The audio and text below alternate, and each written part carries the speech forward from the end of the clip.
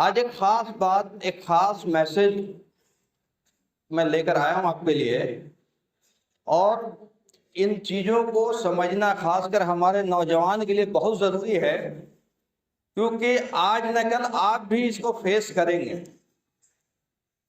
جس طرح حالات جا رہے ہیں، جس طرح کے قانون پاس ہو رہے ہیں، جس طرح کے نئے نئے بل آ رہے ہیں، جس طرح سے مسلمانوں کو ٹارگٹ کیا جا رہا ہے، جس طرح سے آپ کے شریعت پہ ٹارگٹ کیا جا رہا ہے، ہم اور آپ اچھوتے نہیں رہیں گے۔ آج نہ کل اس کو ہم لوگ فیس کریں گے۔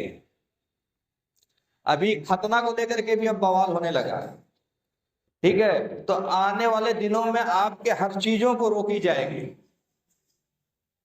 ہم بچیں گے تبھی جب ہمارے ساتھ اللہ کی مدد ہوگی، یہ جان لیجئے۔ لیکن اللہ کی مدد جو ہے کنڈیشنل ہے۔ وہ کنڈیشن اللہ بتاتا ہے قرآن میں کہ اگر تم یہ کرو گے، اپنی اصلاح کرو گے، قرآن کے پیغام سمجھو گے، قرآن پہنچاؤ گے، دین کو سمجھو گے، دین کے لیے جدوجہد کرو گے، بہت سارے کنڈیشن اللہ کی مدد کے لیے۔ صرف نماز روزہ حج زکوٰۃ پہ اللہ کی مدد نہیں ہے، اقامت دین کی جدوجہد پہ اللہ کی مدد ہے۔ یہ ایک الگ تفصیل ہے، میں اس میں بھی نہیں جاؤں گا۔ میں نے کبھی ایک ویڈیو دیکھا، غالباً آج صبح یا کل، ایک بزرگ آدمی، لمبی سفید داڑھی، کرتا پاجامہ، بہترین، مطلب جن کو ہم دیکھ کر کے کہہ سکتے ہیں کہ بھائی مسلمان، 5 وقت نمازی، ہر لحاظ سے مسلمان ہیں۔ ان کے پاس ایک کیمرہ مین اور 2 ایکس مسلم پہنچ گیا۔ وہ بیچارے اپنے گھر میں باہر چارپائی لگا کے بیٹھے ہوئے تھے، اور ان کے پاس پہنچ گیا اور ریکارڈنگ کرنا شروع کر دیا۔ ان سے سوال کیا کرتا ہے، وہ سوال آپ سے بھی کیا جائے گا اور آپ بھی جواب نہیں دے پائیں گے، اس لیے میں کہہ رہا ہوں کہ غور سے سنیے گا۔ ان سے سوال کرتا ہے کہ تمہارے قرآن میں لکھا ہوا ہے کہ کافروں کو دیکھو، جہاں دیکھو وہاں مارو، 4 مہینے کو کافروں کو مہلت دی جاتی ہے، اس کے بعد جہاں ملے اس کو مارو، سورہ توبہ کی آیت ہے۔ تو میں تو کافر ہوں، میں تو نہ نماز پڑھتا ہوں، نہ روزہ رکھتا ہوں، نہ تمہارے اللہ کو مانتا ہوں، بتاؤ تم مجھے کب مارو گے؟ یہی اس کا اسٹیٹمنٹ تھا، اس کے کیمرہ میں، آن کیمرہ ہے یہ چیزیں۔ اور وہ بزرگ جو ہے جواب نہیں دے پائے، بولے وہ تو پرانی بات ہے، تو یہ بات ہے، تو وہ بات ہے، ہم لوگ کہاں یہ کرتے ہیں، ہم لوگ کہاں مارتے ہیں۔ مطلب چونکہ ان کو پتہ ہی نہیں جواب کیا دینا ہے، اور جب پتہ ہی نہیں ہے تو آپ ایسے ہی بات کرو گے۔ جواب خود قرآن میں ہے، اور چونکہ ہم قرآن پڑھتے نہیں، قرآن سمجھتے نہیں، قرآن سمجھنے کی چیز سمجھتے نہیں، ہم نے جواب، ہمیں اس لیے سمجھ میں آتا ہی نہیں کہ بھائی اس کی جواب کیا ہو سکتی ہے۔ دیکھیے، آدمی مار کھانے سے، پٹنے سے، یا دولت سے، یا اس سے زیادہ نہیں ڈرتا ہے۔ آدمی جواب اور سوال سے بہت زیادہ ڈرتا ہے، کیونکہ اس کا امپیکٹ دماغ پہ اور دل پہ ہوتا ہے۔ اس کا جواب کیا ہونا چاہیے تھا؟ جب آپ قرآن پڑھیں گے تو جہاں پہ بھی یہ ذکر آیا ہے کافر کا، وہاں پہ الکافر ہے، ال لگا ہوا اس میں۔ کہیں پہ بھی آپ قرآن پڑھیں گے جہاں پہ کافر کو مارنے کی ذکر ہو رہی ہے، یا سورہ توبہ میں ذکر ہے، یا الکافرون میں ذکر ہے، یا جہاں پہ دعوت کی ذکر ہے، وہاں پہ ال لگا ہوا ہے۔ ال کا ایکویویلنٹ انگلش میں دا ہوتا ہے، ال کا ایکویویلنٹ اردو میں ہے ہی نہیں۔ ہم جو ٹرانسلیشن پڑھتے ہیں یا تو اردو کی پڑھتے ہیں یا ہندی کی پڑھتے ہیں۔ ال کا ایکویویلنٹ نہ اردو میں ہے، نہ ہندی میں ہے، انگلش میں ہے۔ اس لیے جو ٹرانسلیشن آپ کو ملے گا تو اس میں وہی ملے گا کہ مارو ان کافروں کو، 4 مہینے کا مہلت ختم ہو گیا، تو وہ آپ کو ٹرانسلیشن بھی دکھائے گا۔ دیکھیے، آپ کے قرآن میں یہ ٹرانسلیشن، ٹھیک ہے، آپ کو کہتے ہیں نا عربی نہیں آتی، ٹرانسلیشن میں بھی تو یہی لکھا ہوا ہے۔ اب آپ کنفیوز ہو جائیں گے، ایون پڑھا لکھا آدمی کنفیوز ہو جائے گا، جو پڑھے لکھے اپنے آپ کو سمجھ رہے وہ بھی کنفیوز ہو جائے گا کہ وہ ٹرانسلیشن میں لکھا ہوا ہے کہ مارو کافروں کو۔ چونکہ جنہوں نے ٹرانسلیٹ کیا ان کو بریکٹ میں لکھ دینا چاہیے تھا کہ مارو ان کافروں کو جن سے معاہدہ ہوا تھا اور معاہدہ ٹوٹ گیا۔ لیکن وہ آئے گا تفسیر میں، ٹرانسلیشن میں وہ نہیں آئے گا۔ لیکن اگر اس کا ٹرانسلیشن انگلش میں آتا تو دا کافر یوز ہوتا۔ تو دا یوز ہونے کا مطلب ہے، ال یوز ہونے کا مطلب ہے خاص لوگوں کی بات ہو رہی ہے، عام کی بات نہیں ہو رہی ہے۔ جیسے میں کہوں کہ میں ماروں گا ان 2 آدمیوں کو، بھائی کیوں مارو گے 2 آدمیوں کو؟ میں ماروں گا ان 2 آدمیوں کو کیونکہ اس نے مجھے مارا تھا۔ اب بات کلیئر ہو گئی۔ लेकिन जैसे मैं बोलूंगा मैं मानूंगा तो आदमियों को, तो मैं क्यों मानूंगा आदमियों को? सेम प्रॉब्लम आपके कुरान के ट्रांसलेशन में हो रही है जो उर्दू और हिंदी में है। अगर इंग्लिश के ट्रांसलेशन आप पढ़ेंगे तो वहां पे दा का इस्तेमाल होगा, और जो इंग्लिश जानते हैं वो समझ जाएंगे कि दा का मतलब मखसूस लोगों के लिए बात हो रही है। जवाब आपके पास था, लेकिन हम जवाब नहीं दे पाए। अब वो जो वीडियो रिकॉर्ड हुआ वो पूरे इंडिया में वायरल होगा, आप भी देखेंगे, गैर मुस्लिम भी देखेगा, और गैर मुस्लिम देख करके और अंदर से आपके खिलाफ नाराज होगा कि देखिए सही बात है, कुरान में लिखा हुआ और ये मुल्ला जी जवाब नहीं दे पा रहा, सही लिखा हुआ तभी तो जवाब नहीं दे पा रहा ये।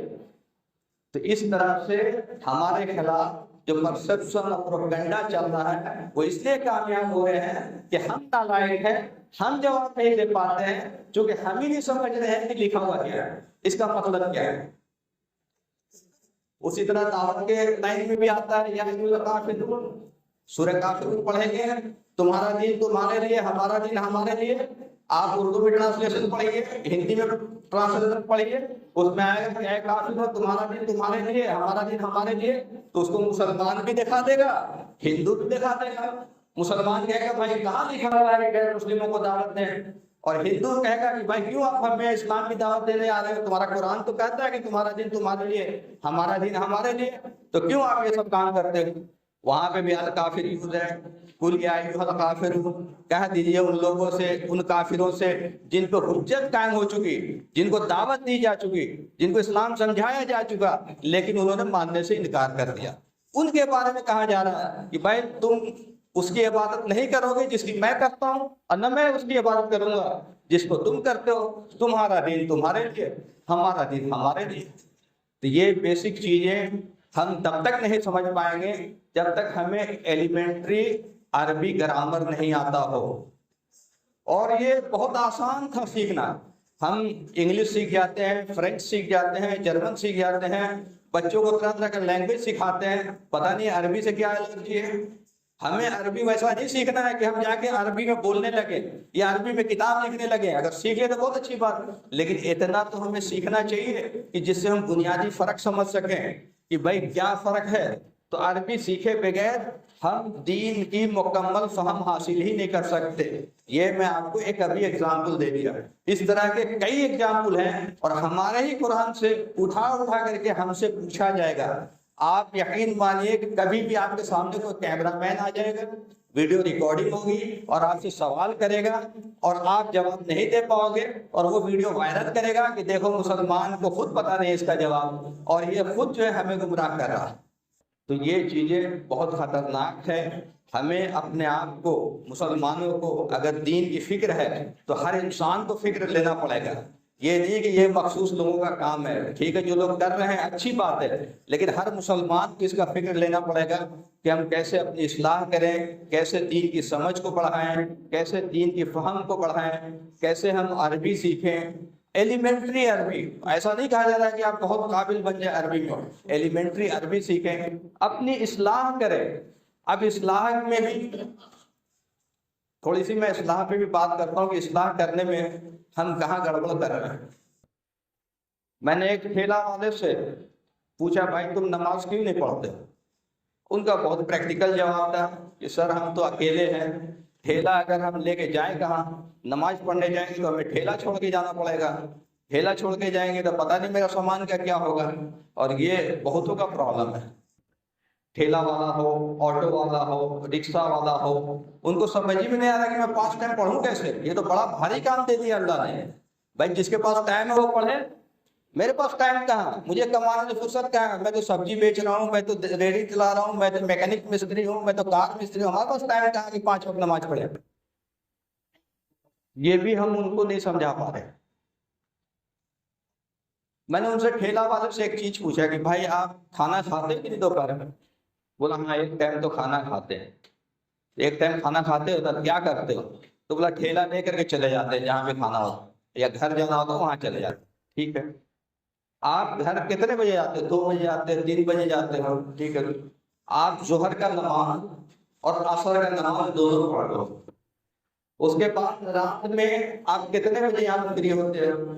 تو بولا مغرب ہو جاتا ہے، کبھی پہلے جاتا ہے کبھی بعد میں جاتا ہے. ہم لوگ اگر مغرب پہ ٹائم پہنچ جاؤ تو مغرب پڑھو، ایسا تو تم گھر میں ہی رہو گے، فجر بھی گھر میں رہو گے. تو دقت صرف مغرب کا اور عصر کا ہو رہا ہے. اگر آپ پڑھ سکتے ہو الگ الگ تو بہت بہتر ہے، نہیں تو کم سے کم اس کو عصر کے ٹائم پہنچے تو ظہر کا پڑھ لو، عشاء کے ٹائم پہنچے تو مغرب کا پڑھ لو. لیکن چھوڑنا نہیں نماز.